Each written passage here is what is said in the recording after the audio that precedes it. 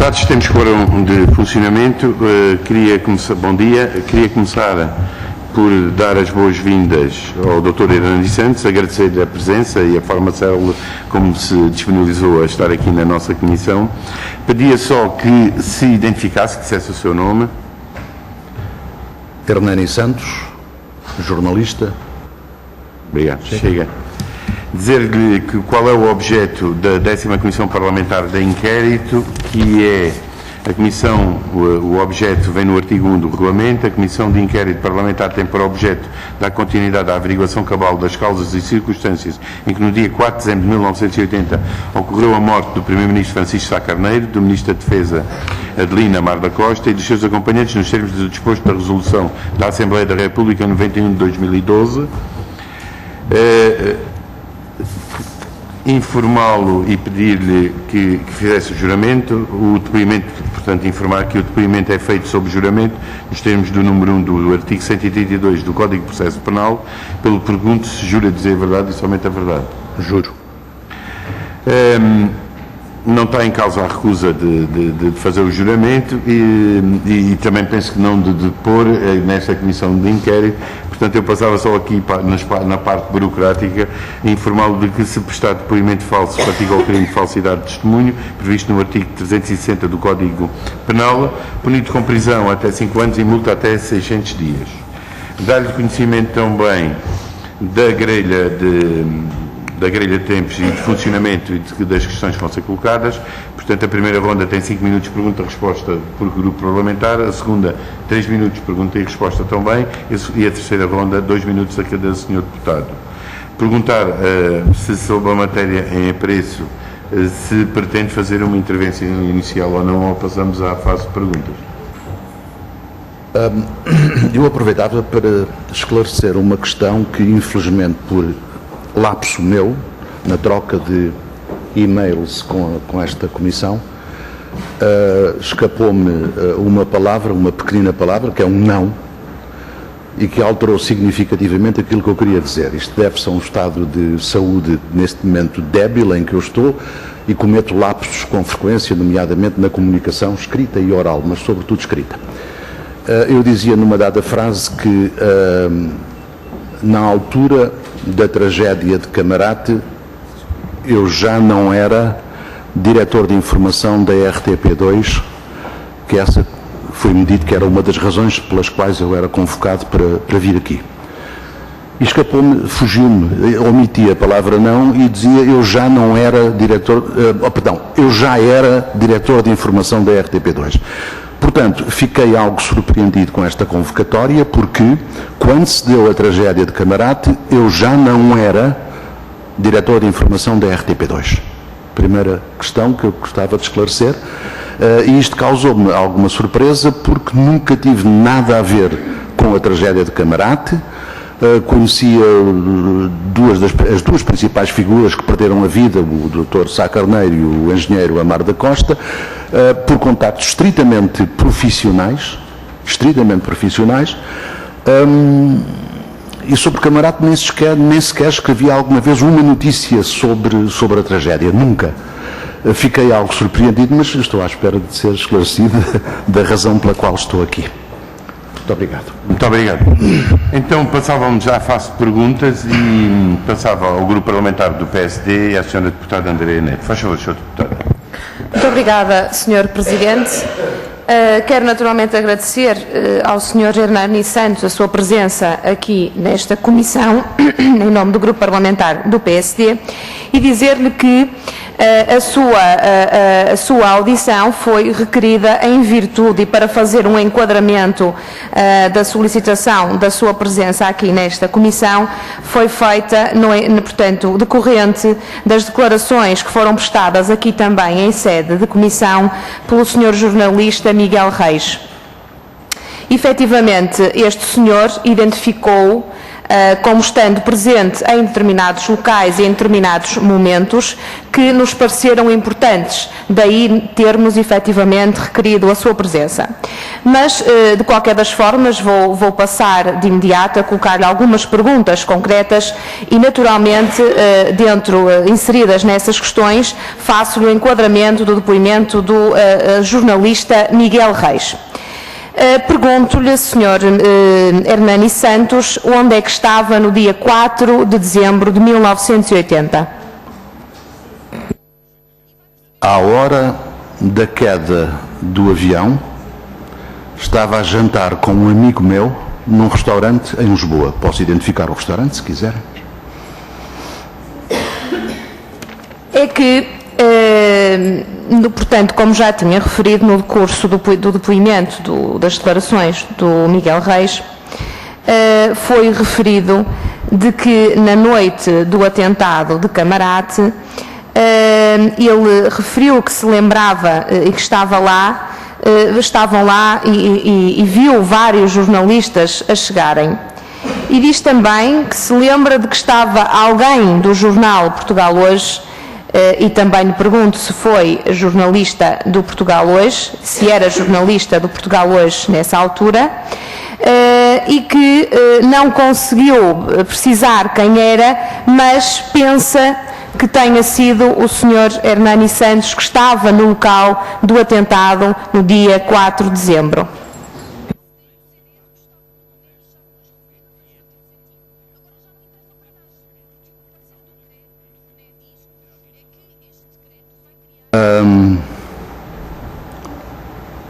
Não me desloquei em tempo algum, nunca, ao local da queda do avião, a Camarate.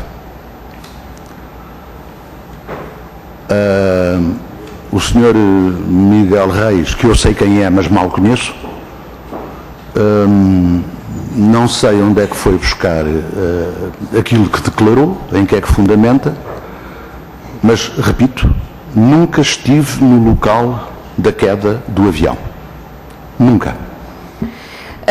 Disse-me então que sabia quem era Miguel Reis. Pergunto-lhe de onde é que o conhece. Dos meandros da profissão.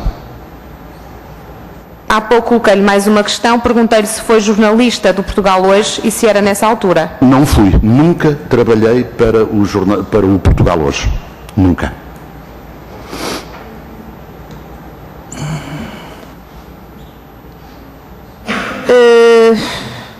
Alguma vez, como jornalista, se chegou a acompanhar esta questão de Camarate? Nunca. Estava consigo alguém na noite do atentado, porque já referiu que se encontrava a jantar num determinado restaurante. Consegue-nos identificar se estava acompanhado nessa noite? Sim. Pode-nos dizer por quem? O empresário Jorge Figueiredo, que reside no Estoril.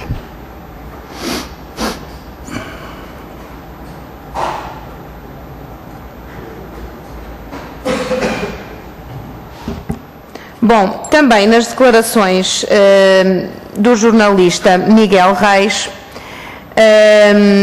foi referido de que o senhor frequentaria um determinado local. Aliás, também era frequentador habitual do chamado Porão da Nau. Sim, há muitos anos. Habitual, não direi, mas sim, fui lá várias vezes. Portanto, confirma que frequentava o Porão da Nau. Sim.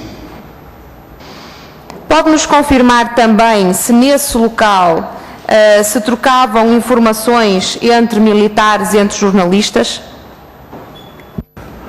Nessa altura, nesse tempo, havia muitos locais em Lisboa e de certeza que o Porão da Nau não era o mais significativo. Mas havia vários locais onde os jornalistas buscavam e os militares davam informações aos jornalistas. Não tenho ideia, deixe-me já agora esclarecer, não tenho ideia de que as minhas idas irregulares ao Porão da Nau se prendessem alguma vez, que eu me recordo hoje, se prendessem alguma vez com o ato de recolha de informação jornalística. Disse-nos que outras pessoas frequentavam este porão da nau. Quem é que frequentava? Não se recorda? Tanta gente. Pois, mas eu preciso saber nomes.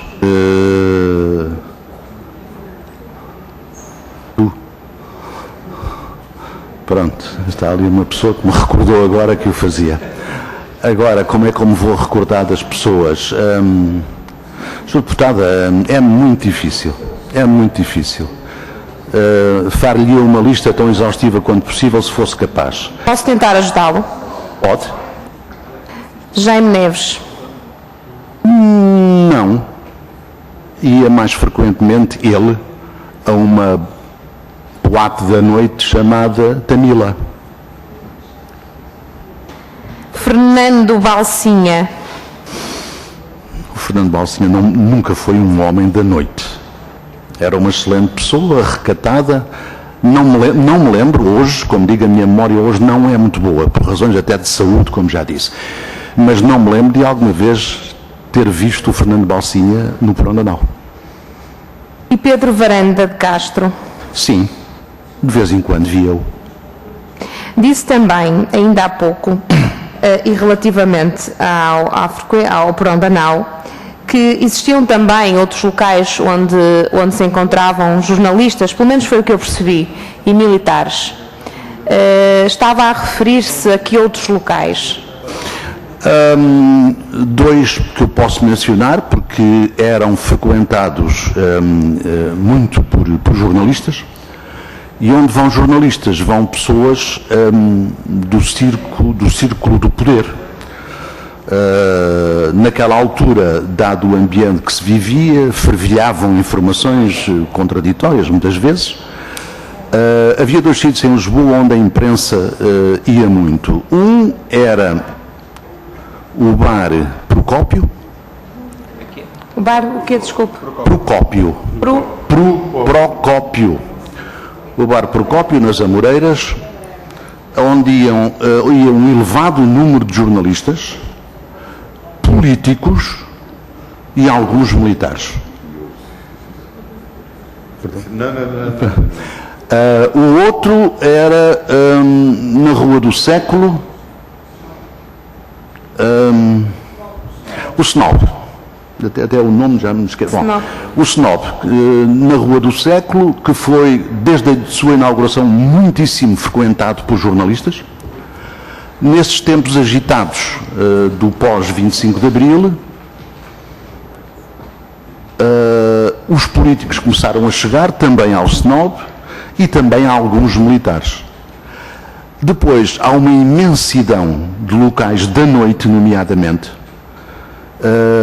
espalhados por Lisboa, onde esses encontros se davam com frequência entre jornalistas e militares, e não só militares, outras fontes de informação, nomeadamente pessoas que estavam na área da política, naquela altura. Muito bem. Se bem que eu percebi, é jornalista, mas nunca foi jornalista do Portugal Hoje. Nunca. Recorda-se da notícia do jornal intitulada Sá Carneiro e as armas para o Irão? Qual jornal? Do Portugal Hoje? Sim, sim. Não me lembro.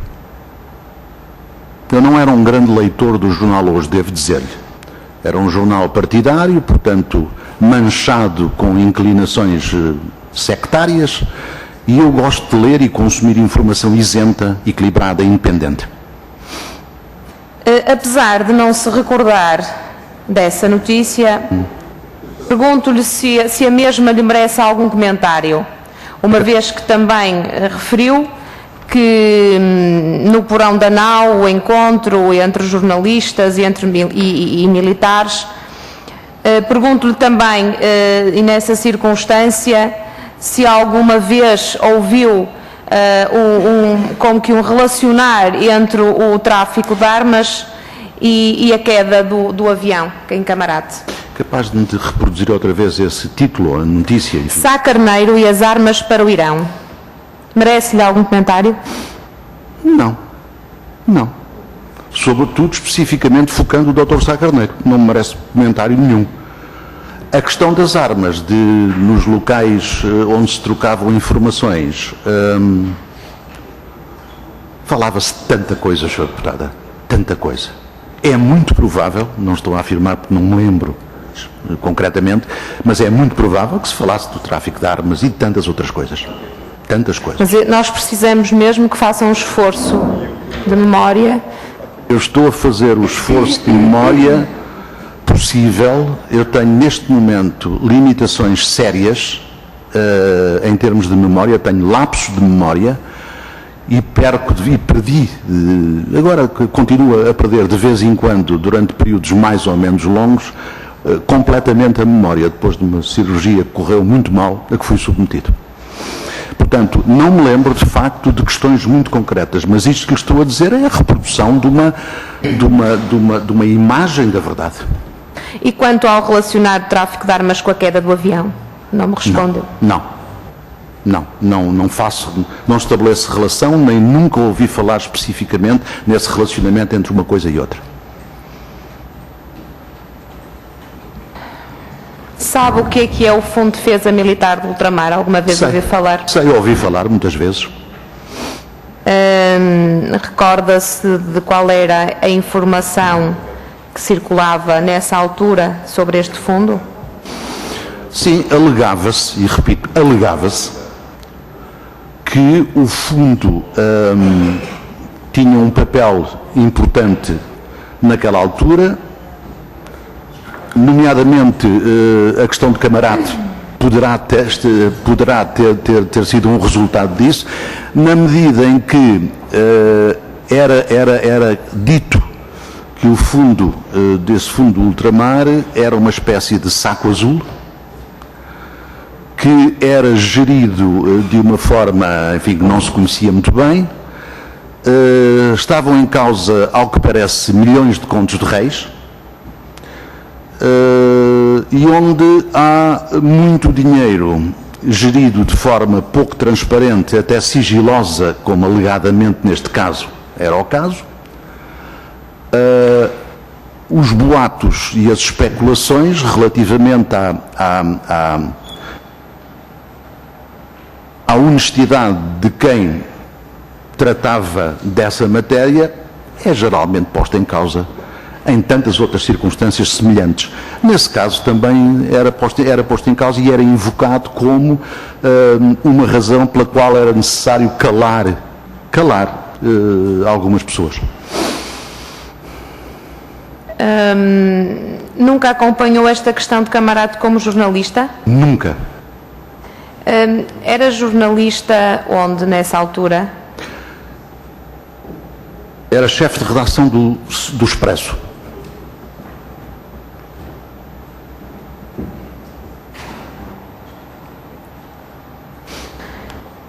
Há pouco perguntei-lhe se podia relacionar o tráfico de armas com a queda do avião. Agora pergunto-lhe se consegue relacionar esta questão, que ainda há pouco abordou, relativa ao fundo, com a queda do avião.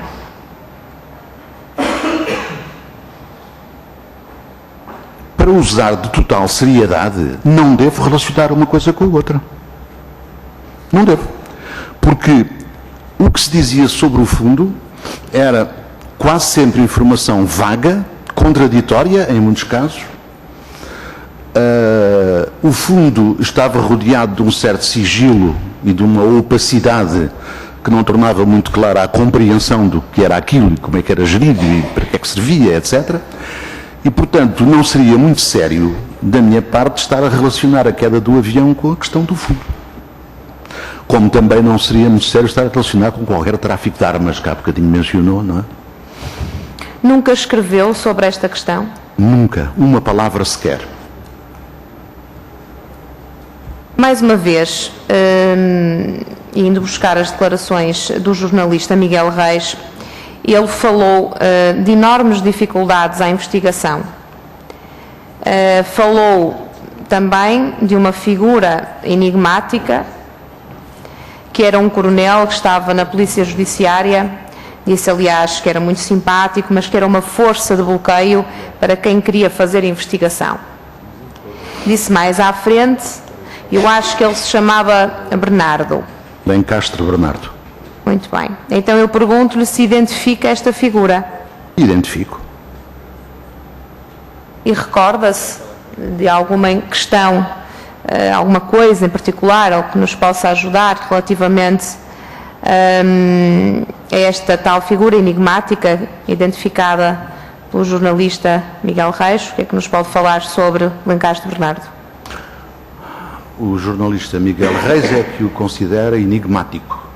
Exatamente. Deduzo. Eu não o considero enigmático de maneira nenhuma.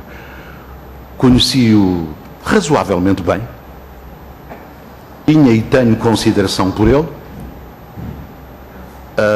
Era um oficial de informações, era um oficial bem informado, por isso mesmo.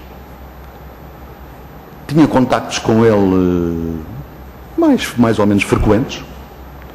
Procurava, mais do que recolher informação, que ele, quando podia dar, me dava, mas procurava, sobretudo, compreender alguns fenómenos que ocorriam naquela altura tão tumultuosa e tão complexa da vida portuguesa, da vida política e social portuguesa.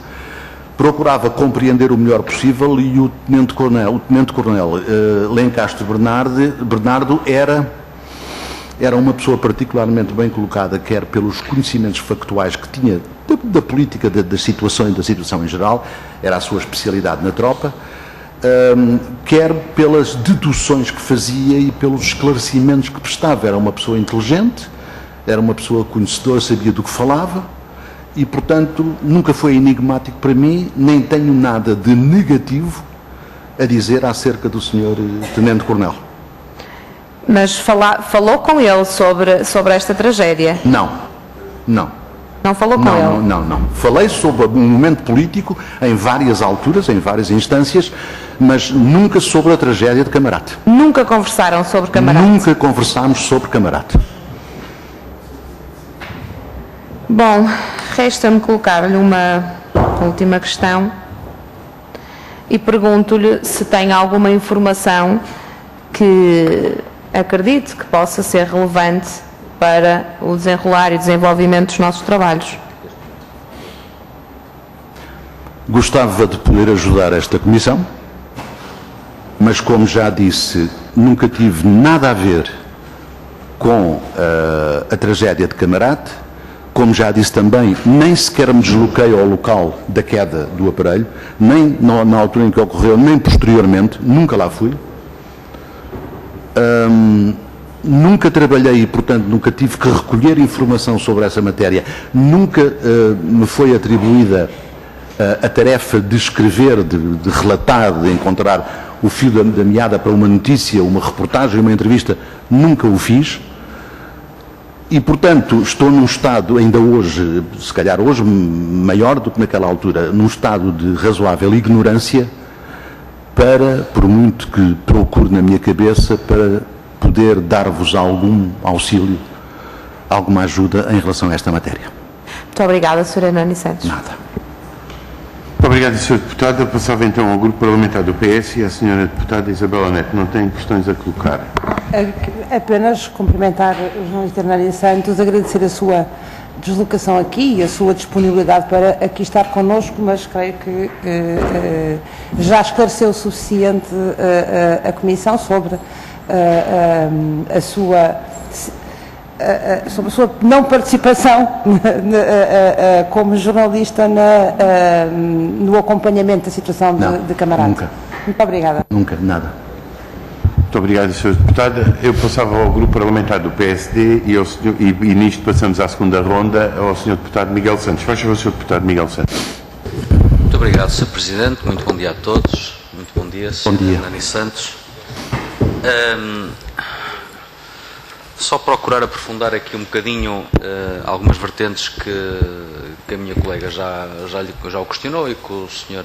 Hernani Santos fez o favor de abordar. Relaciona-se com o tal ambiente que se vivia nos tais pontos de encontro onde as pessoas se cruzavam, o bar Procópio, não é? Procópio, o Snob e o Porão da Nau, onde se cruzavam políticos, jornalistas, militares. Era um ponto de encontro, digamos assim, à época. mais no Snob e no Procópio. O Porão da Nau era um antro noturno, não é? Era um antro noturno, nem sempre bem frequentado, enfim, com uma grande mistura de pessoas, das mais variadas condições, com as mais variadas histórias, mais variados currículos. Agora, o Procópio e o Snob foram dois grandes centros de recolha de informação e de passagem de informação. Isso foram, com um elevadíssimo número de jornalistas, políticos e político-militares, no fundo, não é? Sim. Por exemplo, só para recordar, havia um homem que, salvo erro, já faleceu, um coronel da administração militar, que era um homem muito virado para a política e era um bocadinho maquiavélico, embora a acessão do maquiavelismo seja mais lucidez do que maquiavelismo, não é? Mas ele era altamente complexo e adorava inventar coisas, cenários, etc. Era um homem que passava as noites no Procópio a falar de política, de questões políticas, umas coisas imaginárias, outras, enfim, sem fundamento, outras, enfim, fantasiosas. Era o coronel, ele era coronel já na altura, Aventino Teixeira.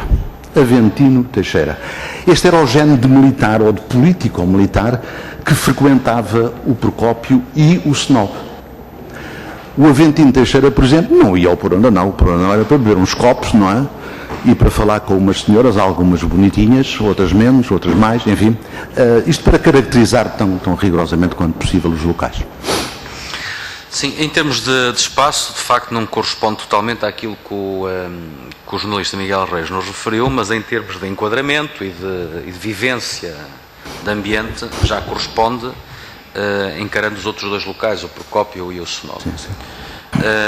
Portanto, tentando recriar um bocado esse ambiente, pelo que eu percebi, era um ambiente de convívio, mas um ambiente de convívio em que havia classes profissionais, chamemos assim, jornalistas, militares, políticos, que se deslocavam regularmente, que se cruzavam, reencontravam-se as mesmas pessoas e que falavam sobre a atualidade política, a atualidade nacional e, porventura, alguns até aproveitariam para trocar umas informações e passar umas histórias e umas versões da história.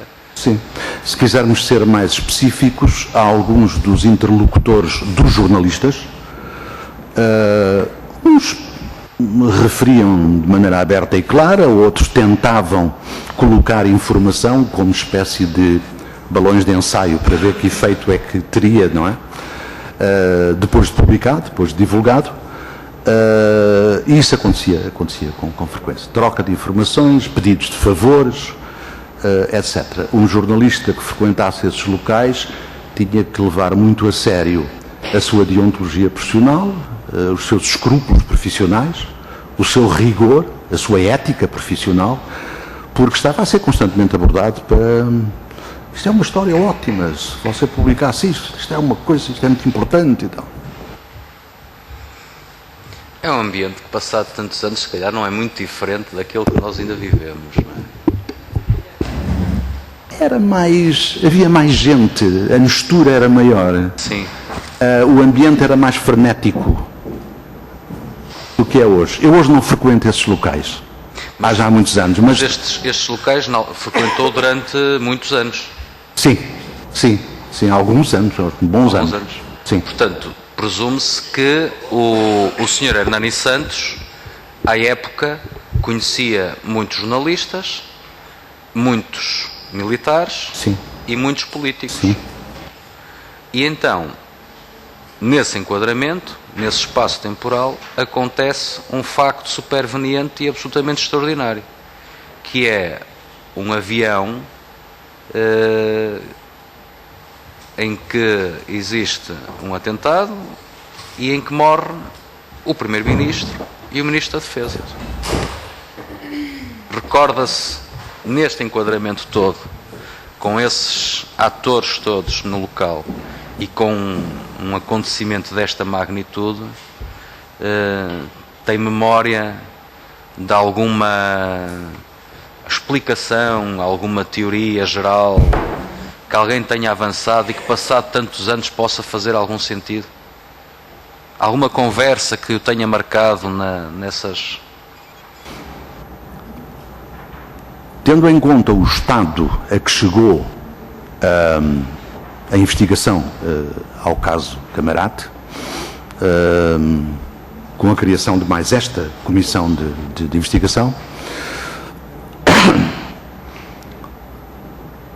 é com o mesmo ceticismo que na altura eu tive, quando avançavam, várias pessoas, quando avançavam com teses mais disparatadas, às vezes, completamente disparatadas, fantasiosas, inventadas, contadas para fazer figura, para não ficar calado, fazer figura, fulano e tal, fulano sabe muito disto.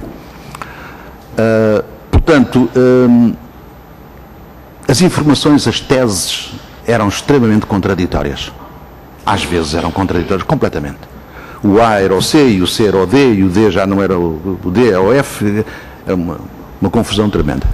Ficou-me na memória que tenho hoje um emaranhado frenético, logo a seguir, evidentemente, aqueles tempos a seguir à queda do avião, nesses locais e noutros, não só, na sociedade portuguesa, eu diria, em geral, mas nesses locais, então, opiniões, visões,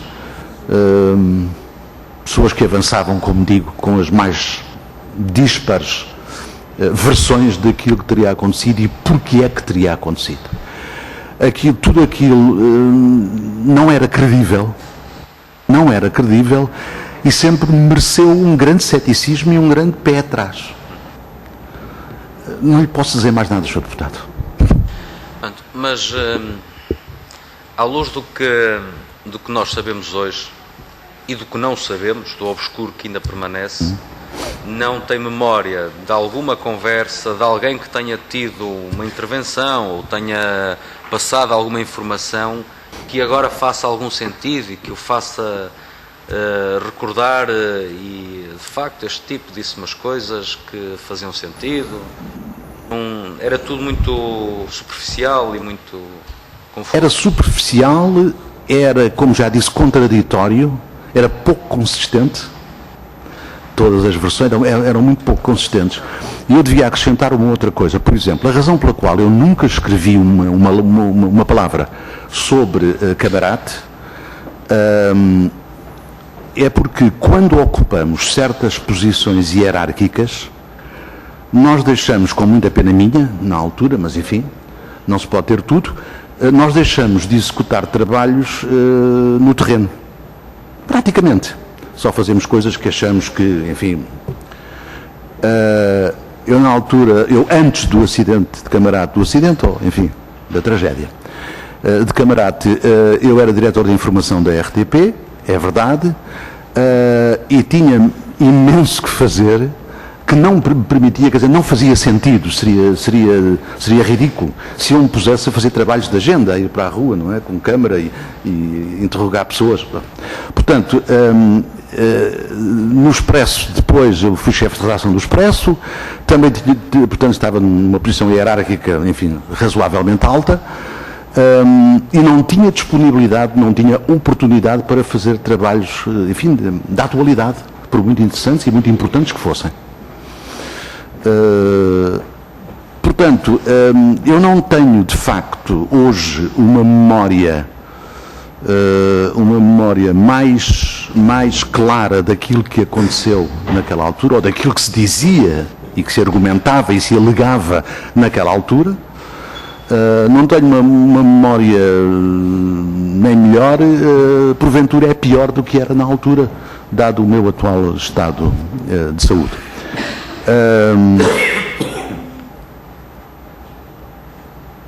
Eu não sei, há aqui pessoas que evidentemente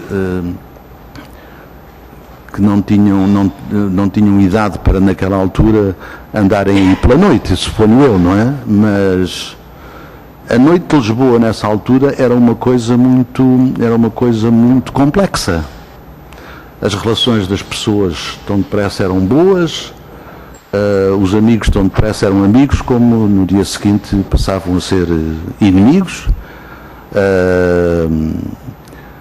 quando não tentavam intrujar-nos, enganar-nos com versões de histórias que depois se verificava, a curto prazo se verificava que eram completamente falsas, eram imaginadas, eram balões de ensaio, como eu disse há pouco, não é?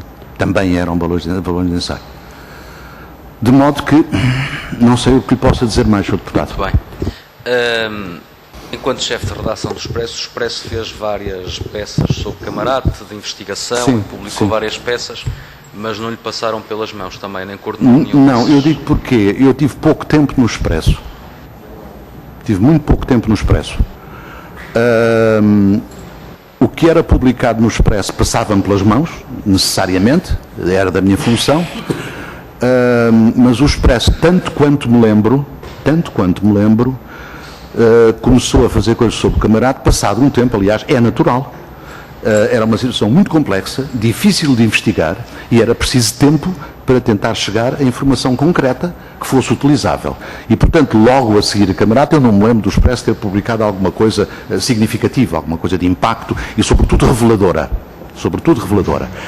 Mais tarde tive conhecimento ao folhear o jornal, mas nada assim de profundo, não me impressionou como revelações significativas e importantes para a compreensão do que se passou em Camarate. Portanto, sobre Camarate, em termos de opinião fundamentada, de informação que tenha tido, não pode acrescentar nada. Nada. Mas sobre o Fundo de Defesa Militar do Ultramar já teceu algumas considerações há bocadinho. Sim, e são aquelas que posso... Claramente que se tratava de um saco azul, gerido no escuro, e que as pessoas responsáveis não deviam ser muito honestas. Foi mais ou menos isto que o senhor... Não é... Deixe-me corrigir uma questão.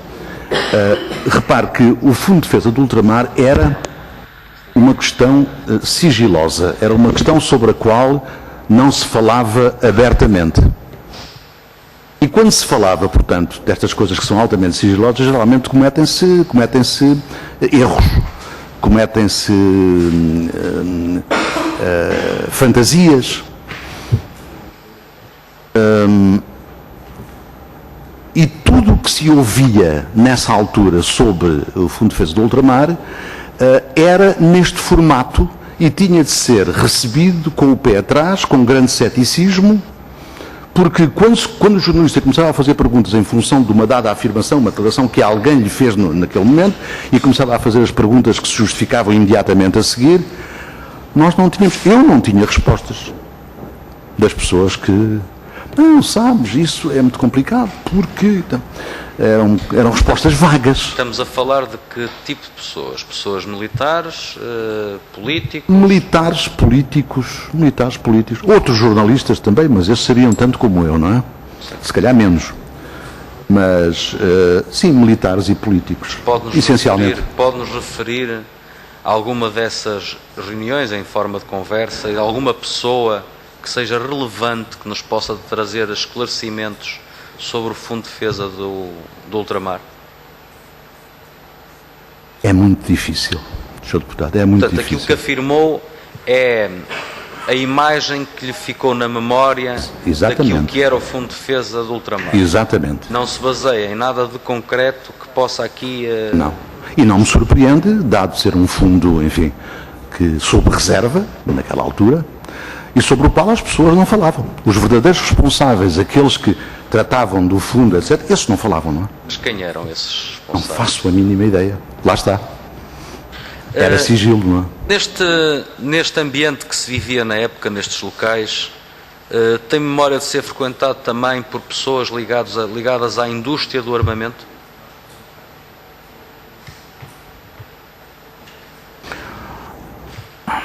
Havia um homem, não sei bem, nunca soube bem qual era a importância dele. O pai era um negociante de armas, mas o filho, eu nunca conheci o pai.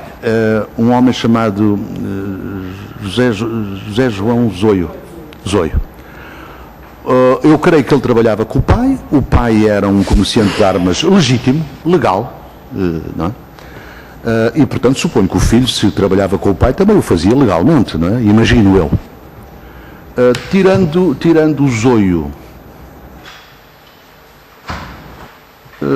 conheci na altura alguém que trabalhava na fábrica de explosivos da Trafaria, um homem com quem eu fiz uma reportagem e fiz uma entrevista em Espanha, um capitão-tenente da Marinha, claro, chamado Guilherme Alpuim Calvão. Esse homem trabalhava legitimamente, não sei se depois também trabalhava paralelamente na ilegalidade, não faço ideia, nem tenho razão para suspeitar, mas trabalhava nos explosivos da Trafaria e era um homem com conhecimento do meio das armas, não é? Do mercado de venda e compra de armas. É alguém com quem contactei por razões profissionais, como acabo de dizer.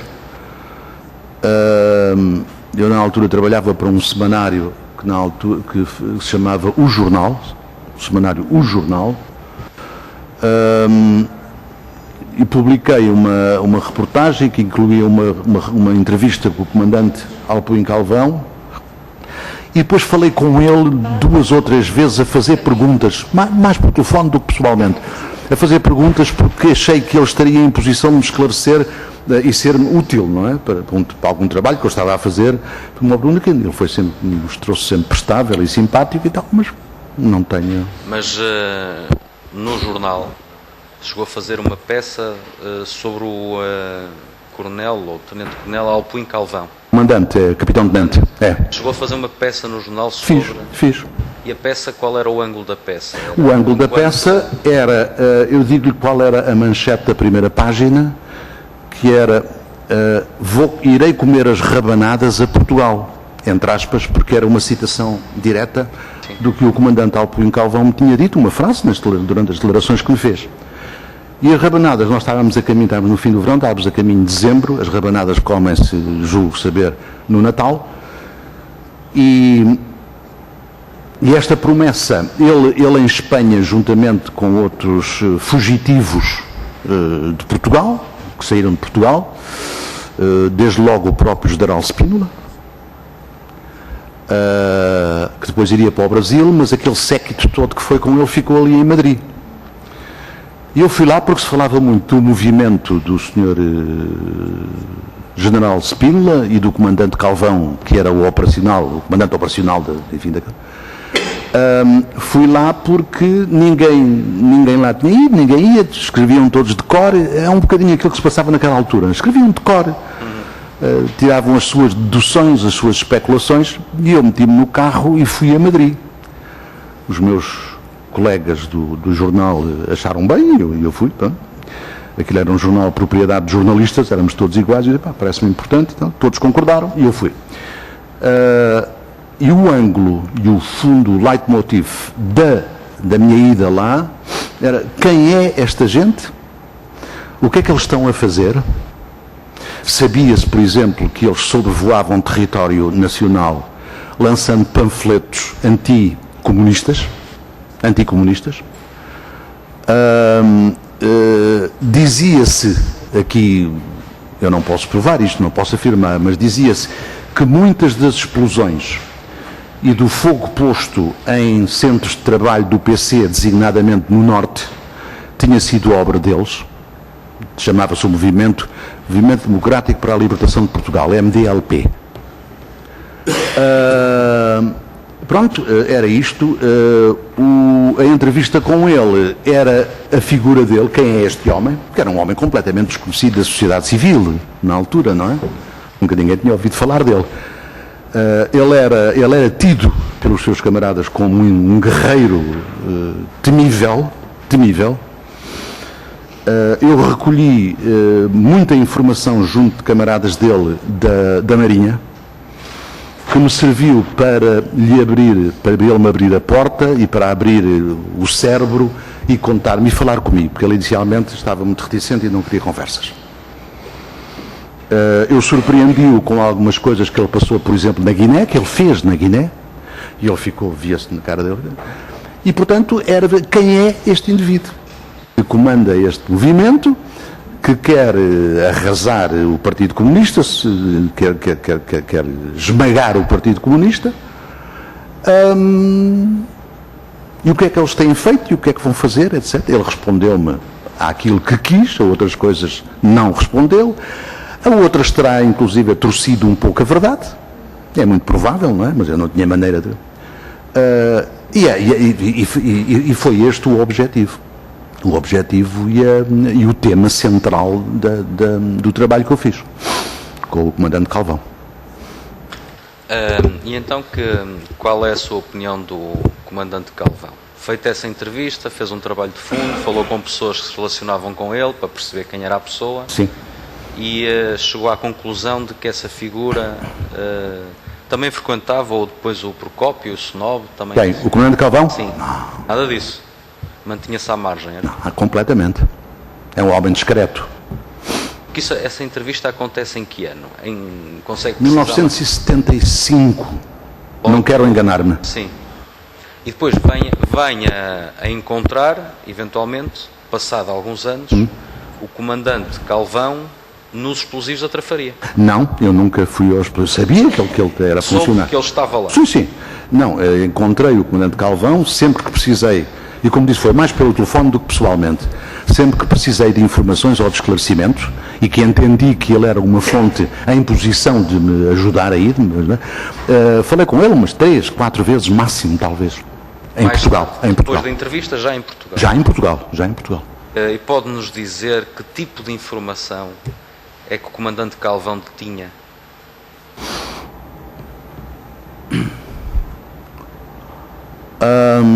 Informação relacionada com coisas que o grupo dele, que estava em Madrid, estava em Espanha, que o grupo dele tinha desempenhado, tinha executado, em Portugal, nomeadamente, claro, em Portugal. Umas coisas ele desmentia, outras coisas confirmava, não é? Isto é um terreno muito pantanoso, não é? Que a pessoa que está a responder às perguntas tem os maiores cuidados e por razões que só ele ou ela sabe, há algumas coisas não responde ou responde de forma insuficiente quando não deturpa por completo a verdade dos factos. A opinião sobre ele é evidente mesmo para alguém que não foi militar como eu. O Comandante Calvão era aquilo que se chama, em linguagem corrente, era um militarão. Um militarão? Um militarão, era um militar 110%, não é? se isso fosse possível. Os colegas dele na Marinha falavam dele, uns com, diria, ódio até, tinham outras opções políticas e ideológicas, e outros elogiando e estando a par e acompanhando e apoiando o Comandante Calvão, diziam o melhor possível. Como militar, ele era um pouco invejado também porque ele ofereceu-se para todos os cursos durante a sua carreira militar que constituíssem perigo. Ele foi dos primeiros homens a fazer o curso de fuzileiro naval.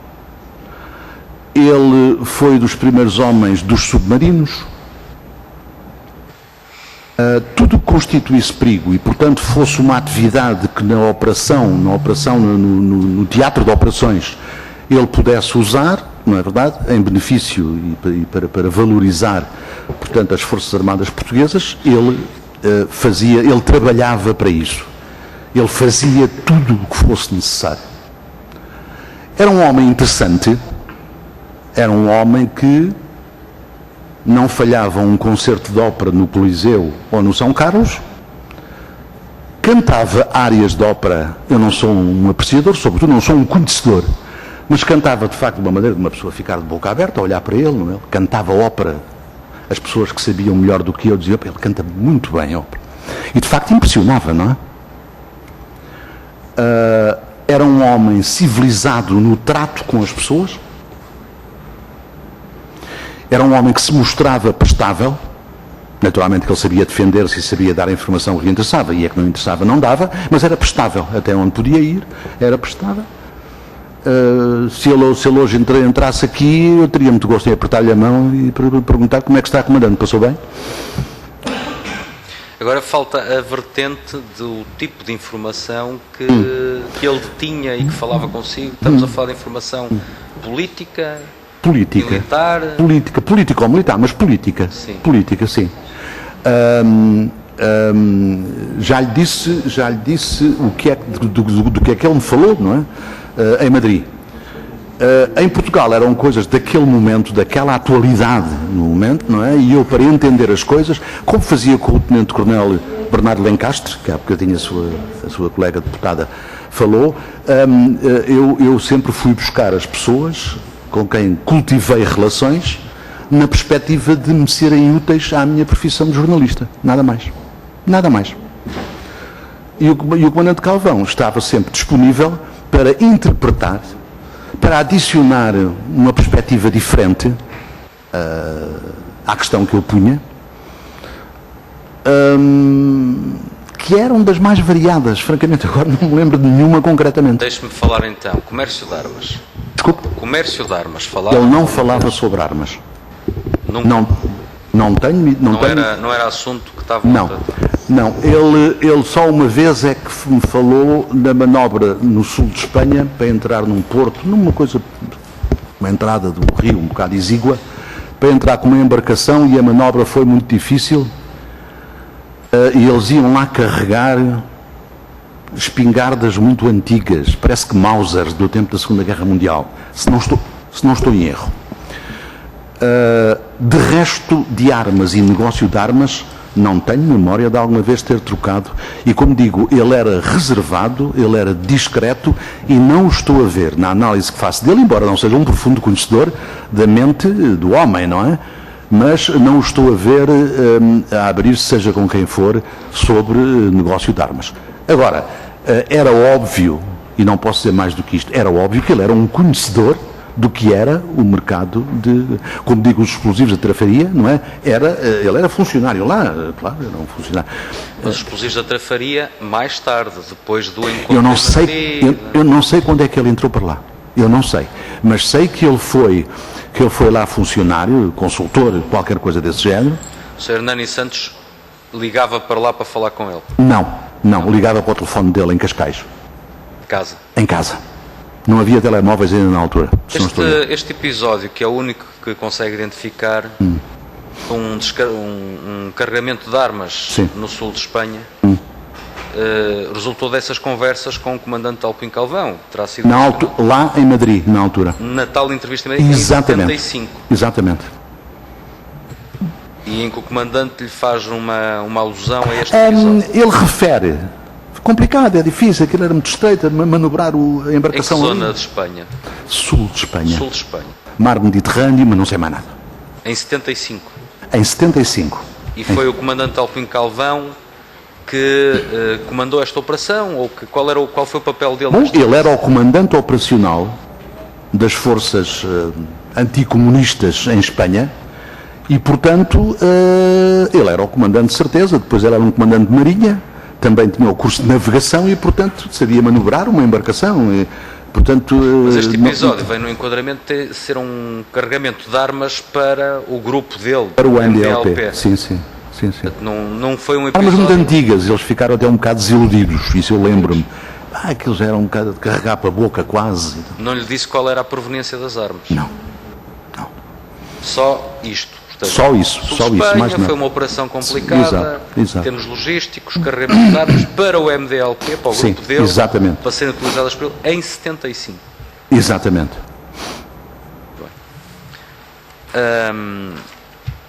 Fundo de Defesa do Ultramar, também tem alguma notícia, memória sobre o Fundo de Defesa do Ultramar relacionado com as suas conversas, com a sua entrevista com o comandante Alpim Calvão? Nada, zero. Só para terminar então, sim, podíamos recordar só a questão do Sr. Coronel Lencastre Bernardo. Um outro pormenor. Chegou a trabalhar no Tal e Qual? Cheguei. Fui co-proprietário. Co-proprietário do Tal e Qual? Sim. Mas exercia funções também? Exercia funções.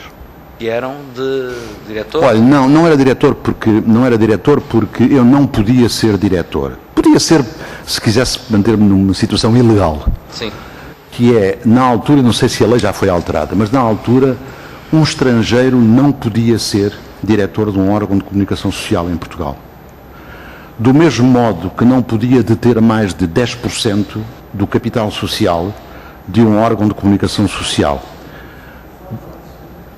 Daí que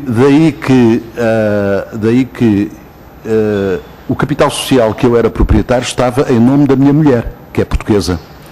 Eu, na altura, não era, e hoje continuo, aliás, hoje sou britânico e sou português, hoje. Naquela altura tinha só a cidadania britânica. Portanto, não quis entrar em ilegalidades para não dizer à minha mulher e ela é que detinha. A questão de ser diretor era também proibido e havia um colega meu a quem eu pedia, és tu diretor, pronto, quer dizer, não há outra alternativa. Agora, na prática, e em verdade, eu desempenhava as funções de diretor. Acompanhar, portanto, sim. Era eu que era o, pronto. Isso foi em que época? De 81, 82 até 87, que foi quando eu, 87, impressão sim, 87, 88 foi quando eu deixei Lisboa e passado pouco tempo deixei a profissão. Chegou a conhecer um senhor chamado Rui Ochoa? Fotógrafo? Sim. Sim. Ele chegou a trabalhar no Tal e Qual? Sim. Trabalhou como fotógrafo no Tal e Qual? Eu creio que sim. Há aqui uma situação de conflito que é, ele a dada altura passou a ser o fotógrafo oficial do Palácio de Belém, se não estou em erro. E eu tomei a medida de achar que um jornalista, e o fotógrafo é jornalista também, o jornalista está em melhores condições para trabalhar com isenção e com independência se dedicar exclusivamente à sua profissão. De preferência em exclusivo para um órgão de informação, de preferência. Como nós pagávamos razoavelmente bem, as pessoas que lá trabalhavam em exclusivo para lá. E o Ochoa acabou por ter que se ir embora e foi trabalhar com, não sei com quem era o Presidente da República na altura, não me lembro. Esse pormenor, essa situação de conflito, ele trabalhava no Palácio de Belém, ou foi por trabalhar no Palácio de Belém, ou por ser o fotógrafo oficial da campanha do Jornal Soares Carneiro? Olha, o Sr. Deputado é capaz de ter razão, lá está, a memória está-me a atraiçoar. Ele foi o primeiro fotógrafo da campanha, se não estou em erro, e depois é que foi fotógrafo do Palácio de Belém. Em Belém, com o Presidente Cavaco, O Presidente Cavaco, foi isso? Foi. Não sei. Mas repare, aqui o Presidente Cavaco ou o General Soares Carneiro não interessam nada. Sim. Era a questão da exclusividade. Não entram nesta equação, pura e simplesmente. Não entram nesta equação. Era a exclusividade. Como é que um fotógrafo ou um jornalista trabalha no Palácio de Belém ou trabalha para uma campanha eleitoral, e depois, ao mesmo tempo, trabalha sobre essa campanha eleitoral para o jornal ou para a rádio ou para a televisão em que estava. Não faz sentido. Podemos avançar então, se não se importa só então a parte final, quero regressar ao Sr. Coronel ou Tenente Coronel Tenente Coronel Lencastre. Era Tenente Coronel, não sei se agora já foi. Lencastre Bernardo. Conheceu de onde? De onde? Sim, como é que chegou ao conhecimento? Conheci-o no Palácio de Belém. Na altura em que era Presidente da República, o General Ramalhianes. Ele era um dos assessores do General Yanes. Eu, na altura, trabalhava no seminário Jornal e andava mais na rua a trabalhar como eu gostava, não é? Era mais operacional do que propriamente estar a dirigir as coisas. E eu ia a Belém, com alguma regularidade, tentar obter informações e falar com as pessoas da comunicação social lá, falar com as pessoas, e conheci várias pessoas, vários militares que eram assessores. Havia um homem que assessorava o general Yanes na área do trabalho e dos sindicatos, que era o Fonseca, qualquer coisa Fonseca, tenente-coronel também. Era este tenente-coronel Lencastre Bernardo, que conheci lá. Devo dizer que até houve uma certa empatia entre ele e eu, de maneira mesmo quando não precisava nada dele, que de facto não precisava muito, ele era da área das informações e não era bem, enfim, aquilo que eu queria. Mas encontrávamos lá dentro: olá, estás bom, queres um café? E tal.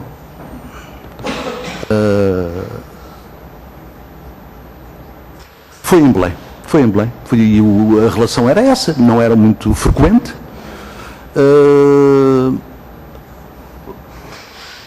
Foi isso, foi. E depois encontrei-me com ele posteriormente, enfim, em situações, como eu lhe disse há pouco, naquela atitude de procurar fontes de informação, e ele era uma dessas fontes, claramente, que soubessem do que estavam a falar e que estivessem dispostos a interpretar, a tentar esclarecer, a acrescentar uma nova perspectiva, etc. Portanto, conheceu o tenente-coronel Lencastre Bernardo, esteve na Polícia Judiciária. Eu aí não tive contactos com ele. Não, só depois quando ele passou para Belém. Exatamente. Era uma pessoa bem informada? Era. Sob camarada, teve alguma conversa com ele? Nunca. A sério? A sério. Um facto tão importante. O facto do ano. Sem dúvida, década. sem dúvida. Mas o tenente-coronel, conhecendo como eu penso conhecia, razoavelmente, e tendo ele a formação profissional de oficial de informações, e sendo tão melindroso o assunto de que estamos a falar, camarate, não é verdade? Ele nunca falaria com ninguém, incluindo eu, com quem tinha uma relação muito cordial. Ele nunca falaria com ninguém. Nunca falei com ele sobre camarate. E sobre comércio de armas? Também não. E sobre o Fundo de Defesa do Ultramar? Que eu me lembro, também não. Muito bem. Pronto. Muito obrigado, então. Nada, prazer. Faz favor, senhora deputada. Não, eu sou o último sempre. Faz favor, senhora. Muito obrigada. Eu não estava para intervir, mas em todo caso eu queria deixar aqui uma questão, ou clarificar acima de tudo o sentido de algumas das suas afirmações. Porque quando referiu, por exemplo, a questão das armas do comandante Galvão, é preciso situar a época, não é? E eu creio que isso pode não ficar muito claro. Nessa época havia movimentos armados civis. A dada altura, no início de, salvo erro, final de 75, a seguir ao 25 de novembro, houve necessidade e houve pacto até para que as pessoas entregassem as armas que tinham sido distribuídas aos civis para precisamente fazer a chamada contra-revolução.